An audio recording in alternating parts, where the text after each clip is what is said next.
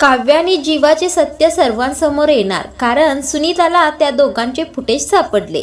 लग्नानंतर होईलच प्रेम या मालिकेच्या आजच्या भागाचा रिव्ह्यू आपण इथे पाहत आहोत. तर आता जीवा आणि नंदिनी कॅफेमध्ये बसलेले असतात. आता जीवा नंदिनीला म्हणत असतो, आपण दिवाळीचा फराळ हा बुलेटच्या स्पीडने करायचा. त्यावेळेला नंदिनी म्हणते, तुम्हाला फराळ सुद्धा बनवता येतो. आता नंदिनीने अशी गंमत केल्यानंतर जीवा देखील आजीकडे वरती पाहतच म्हणतो, आजी पाहतेस ना, म्हणजे ऐकतेस ना, काय फालतूगिरी आहे. म्हणजे हिला पटतच नाही की मला दिवाळीचा फराळ येतोय. बघ ना तुझी नाचसून, वरून जर टपली द्यायची सोय असती ना तर तुला आत्ता लगेच, असं जीवा गमतीने म्हणत असतो. आता नंदिनी कान धरत स्वारी हा स्वारी असं म्हणते. आता नंदिनी म्हणते, तुम्हाला दिवाळीचा फराळ बनवायला तुमच्या आजीने शिकवलं. त्यावेळेला जीवा म्हणतो, अगं मी कोण आहे, मी जीवा देशमुख आहे. मी ज्या वेळेला दिवाळीचा फराळ करतो, रव्याचे लाडू करतो, त्यावेळेला घरातले सगळे देशमुख बघतच बसतात आणि मग खायला सुरू करतात. आता जीवा म्हणतो, हे हात फराळ बनवू शकतात, हे हात कविता सुद्धा बनवू शकतात. आता जीवा हे हात म्हणतोच, तेवढ्यात नंदिनी म्हणते खाऊ सुद्धा शकतात. तेवढ्यातच ती वेटर ते चहा घेऊन येते आणि आनंद निवासचं स्ट्रक्चर बाजूला सारतं जीवा दोघांचाही चहा त्या टेबलवर ठेवून घेतो. आता नंदिनीला चहा देतो आणि आपणही घ्यायला सुरू करतो. आता चहा घेत घेतच दोघांच्या छान गप्पा चाललेल्या असतात आणि ते दोघे चहा सोबत मस्का लावलेला पाव देखील खात असतात. दोघे एकमेकांना वाटून घेत छान एकमेकांकडे पाहतच खात असतात. आता नंदिनी सुद्धा जीवाबरोबर खूपच खुश असते आणि दोघे एकमेकांकडे पाहत चहा घेत असतात. तेवढ्यातच वेटर तेथे येते आणि म्हणते, तुम्हाला आणखी काही हवं आहे का. त्यावेळेला जीवा म्हणतो, हो मला आणखी खूप काही हवं आहे.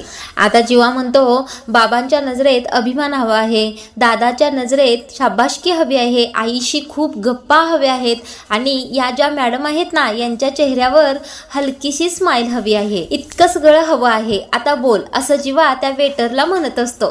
तेवढ्यातच आता नंदिनी म्हणते, बोल नाही बिल घेऊन या, असं नंदिनी त्या वेटरला म्हणते. आता ती वेटर तेथून बिल आणण्यासाठी निघून जाते. आता नंदिनी म्हणते, अहो काय जीवा तुम्ही किती बोलताय, तुमचं तोंड बिन दुखत नाही का. आता हे ऐकून जीवा पटकन बोलून जातो, उद्या जर मी शांत झालो ना तर तू तरसशील माझं बोलणं ऐकायला. आता नंदिनी म्हणते, तुम्ही आणि गप्प व्हाल, उभ्या जन्मात ते शक्य नाही.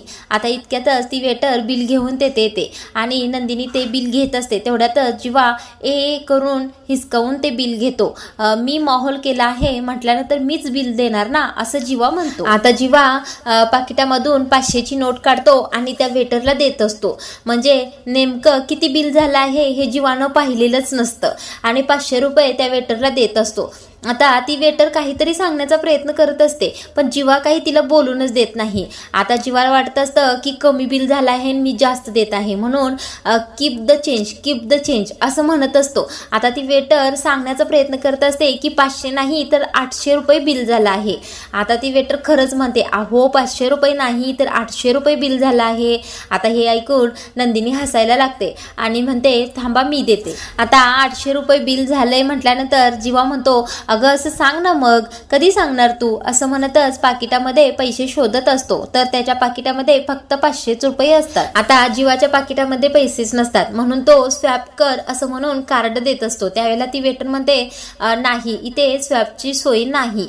त्यावेळेला नंदिनी पाकिटामधून 500 रुपये काढते आणि त्या वेटरला देते. त्यावेळेला ती वेटर म्हणते, मी चेंज आणून देते तुम्हाला, असं म्हणून ती तेथून निघून जाते. आता जीवा म्हणतो, अगं तू बिल भरलंस मला काही छान वाटत नाही. त्यावेळेला नंदिनी म्हणते, मी बिल भरलं म्हणून तुम्हाला कसं तरी वाटत आहे.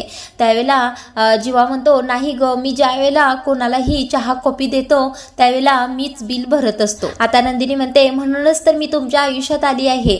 तुम्ही सर्वांची बिल भरून तुम्ही सर्वांना खुश करता.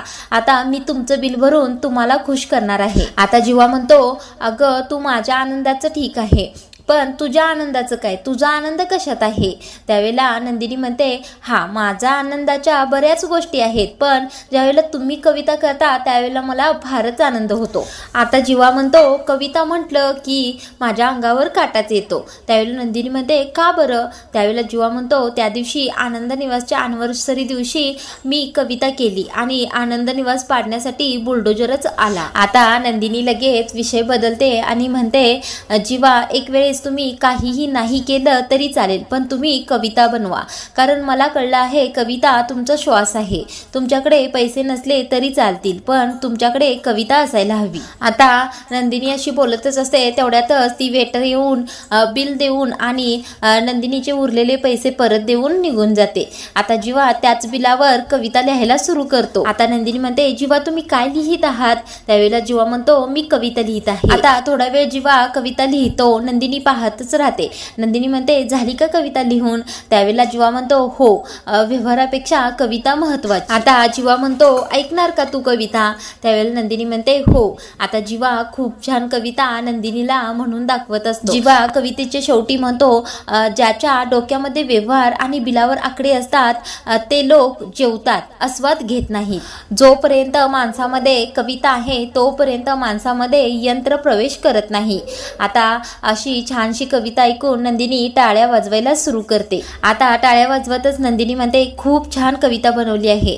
मी म्हटलं होतं ना, कविता म्हणजे तुमचा श्वास आहे. आता जीवा देखील हसायला सुरू करतो. आता जीवाच्या हातामधील त्या बिलावर लिहिलेल्या कवितेचा कागद नंदिनी पटकन तिच्या हातामध्ये घेते आणि त्याची घडी घालून स्वतःच्या पर्समध्ये ठेवते. जीवा म्हणते, अगं तू काय करत आहेस? त्यावेळेला नंदिनी म्हणते, ही कविता म्हणजेच हा कागद मी अगदी जपून ठेवेन. आता इकडे काव्या देवासमोर उभं राहून हात जोडून प्रार्थना करत असते, देवा माझ्या ताईचा ज्यामध्ये आनंद आहे, माझी ताई ज्या लोकांमध्ये आनंद शोधते ते आनंद निवास तिला परत मिळू दे रे देवा. आता काव्या अशी म्हणताच तिकडून नंदिनीचा आवाज येतो की मिळाला आहे.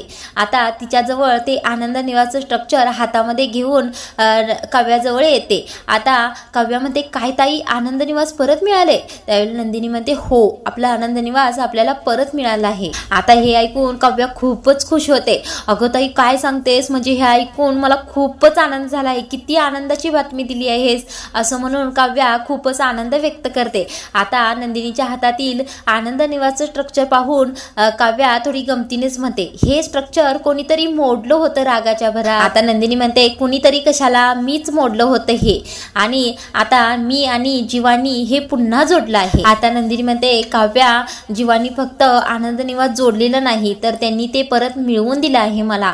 त्यावेळेला काव्या म्हणते, खरंच ताई, म्हणजे मला खूपच आनंद होत आहे तुझं हे बोलणं ऐकून.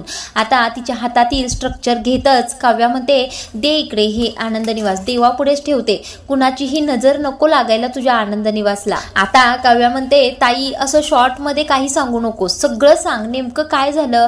त्यावेळेला नंदिनी सगळा प्रकार सांगायला सुरू करते. म्हणजे आनंद निवासची किंमत बोलायला सुरू असते. तेवढ्यातच 10 करोड म्हणून जीवा तेथे येतात आणि आनंद निवास विकतच घेतात, असं नंदिनी काव्याला सांगत असते. आणि ती असं देखील सांगते की जीवाने गुडघ्यावर बसून आनंद निवासच्या किल्ल्या माझ्या हातामध्ये दिल्या. आता हे सगळं ऐकून काव्याला खूपच आनंद होतो. म्हणजे काव्या म्हणते, अशा लोकांबरोबर असंच वागलं आहे, म्हणजे खूपच आनंदाची बातमी तू मला दिली आहे. आता काव्या म्हणते, खरंच ताई आता दिवाळी जवळ आली आहे आणि तुझ्या आणि माझ्या आयुष्यातील सगळे प्रॉब्लेम संपले आहेत. आता काव्या म्हणते, जन्मेजयने तुला आनंद निवास परत मिळवून दिलं आणि मानिनी काकू सुद्धा पुन्हा पहिल्यासारखं वागत आहेत. आता काव्या म्हणते, ताई खरंच हे टेन्शन संपल्यामुळे मन हलकं झाल्यासारखं वाटत आहे. आता दोघीही देवापुढे हात जोडूनच उभ्या असतात. आता नंदिनी म्हणते, खरंच काव्या ही दिवाळी आपल्यासाठी आनंदाचीच आहे. आपल्या आयुष्यामध्ये खूप वादळं आली, पण या वादळाची झळ आपल्यापर्यंत पोहोचू दिली नाही, कारण आपली माणसं आपल्या सोबत आहेत. तुला वाचवण्यासाठी पार्थ पुढे आले आणि मला वाचवण्यासाठी जन्मेजय आले.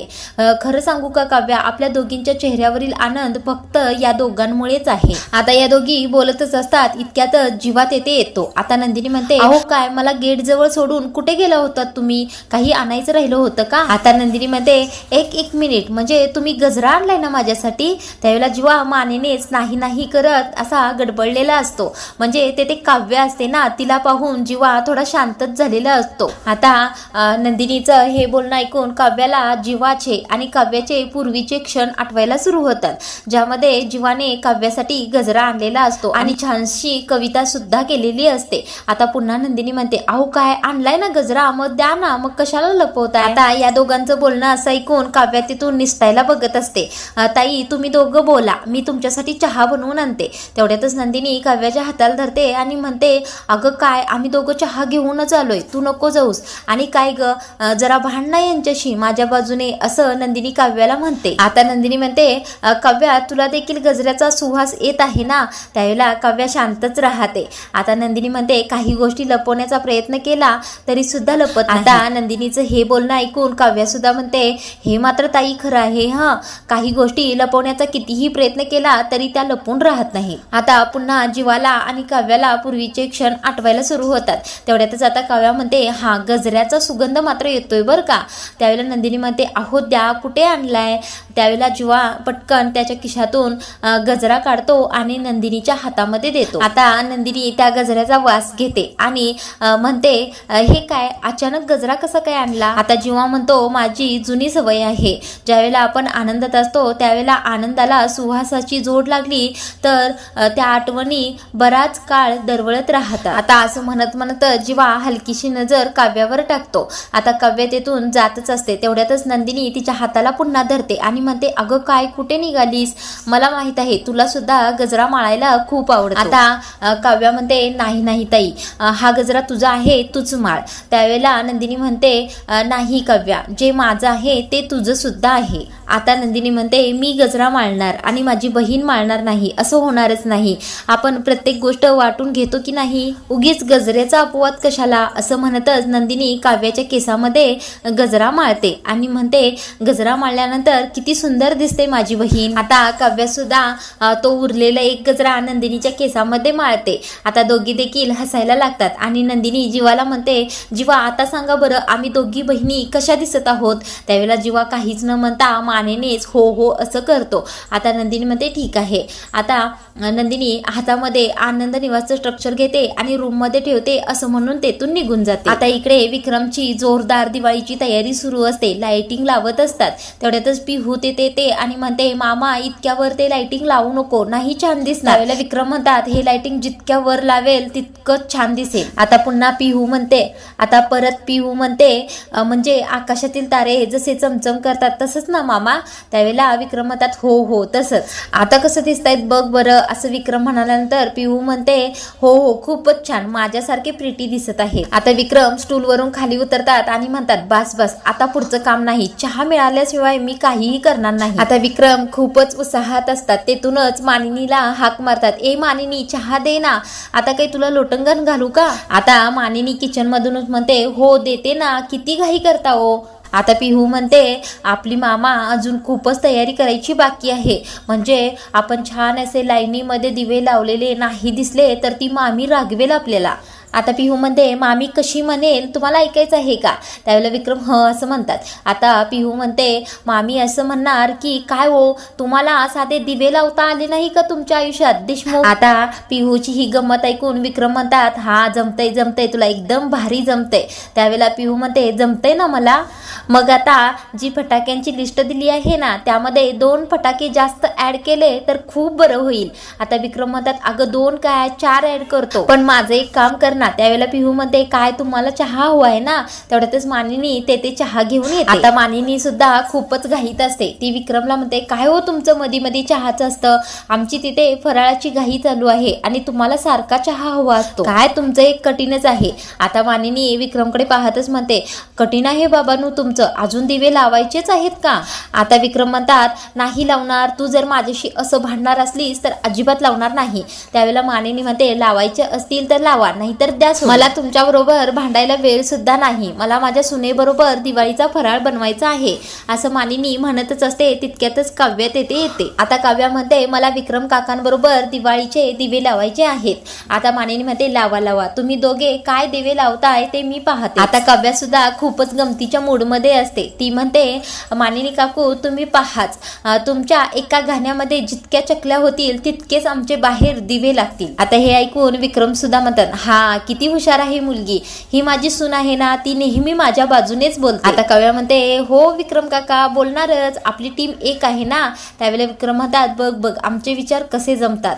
आता मानिनी म्हणते हो तुम्ही दोघे एकसारखेच आहात आणि पिहूकडे हात करत मध्ये त्यात ही एक डॅम्बिस. त्यावेळेला पिहू म्हणते मी काय केलंय मामी. आता विक्रम म्हणतात माझ्या पोरीला काही बोलायचं नाही. आता विक्रम म्हणतात मी आणि माझी सून बघ सगळ्या घरातून कसे दिवे लावून चमकवून टाकतो. आता मानिनी म्हणते हो म्हणजे आम्ही बाहेर आल्यानंतर आमचे डोळे एकदम दिपूनच गेले पाहिजे. आता विक्रम म्हणतात काय तुझ्या बरोबर नंदिनी आहे ना, तर माझ्या बरोबर काव्य आहे. आता विक्रम गमतीनेच म्हणत असतात काय आपण मुकाबला करायचा का. त्यावेळेला मानिनी खूपच गमतीने हात जोडत मध्ये नाही मला काही मुकाबला वगैरे करायचा नाही, मला खूप कामं आहेत असं म्हणून मानिनी तेथून किचन मध्ये निघून जाते. आता मानिनी तेथून निघून गेल्यानंतर काव्या विक्रमला टाळी देते आणि विक्रम पिहूला टाळी देतात. खूप छान हसत असतात. वातावरण एकदमच आनंदी असतं. आता इकडे मात्र कॅफेमध्ये जीवा काव्याला फूल देत आहे हे फुटेज सापडलेलं असतं. आता हा फुटेज नेमका कोण पाहत आहे हे मात्र दाखवलेलं नाही, ते आपण पुढील भागामध्येच पाहणार आहोत. आता पुढच्या भागामध्ये जीवा चकल्यांचं पीठ मळत असतो आणि नंदिनी म्हणत असते तुम्ही आता काय बनवणार आहात. त्यावेळेला जीवा म्हणतो मी आता चकल्या बनवणार आहे. आता इकडे काव्या सजावट करताना स्टूलवर चढलेली असते आणि तेथूनच पाय घसरून खाली पडते आणि पार्थ तिला झेलतो. आता काव्या म्हणते तुम्ही नेहमीच कसं येता हो मला सावरायला. त्यावेळेला पार्थ म्हणतो हे युनिव्हर्सलाच हवं असावं. इकडे आता वसुआत्या म्हणत असतात देवानेच काहीतरी मोठा धमाका करायला हवा. इतक्यातच आता मानिनीला सुनीताचा फोन आलेला असतो आणि सुनीता मानिनीला फोनवर म्हणत असते मोठा धमाका तर झालाच पाहिजे. इकडे मानिनी काव्याच्या गालावरून हात फिरवत म्हणत असते ही माझी मैत्रीण कायमस्वरूपी माझ्यासोबत असायला हवी. आता पुढील भागामध्ये ती सुनीता नेमकं जीवाचं आणि काव्याचं फुटेज मानिनीला दाखवणार असते, तेच आपण पाहणार आहोत. हा रिव्ह्यू तुम्हाला आवडला असेल तर व्हिडिओला लाईक करा आणि चॅनलला सबस्क्राईब करा.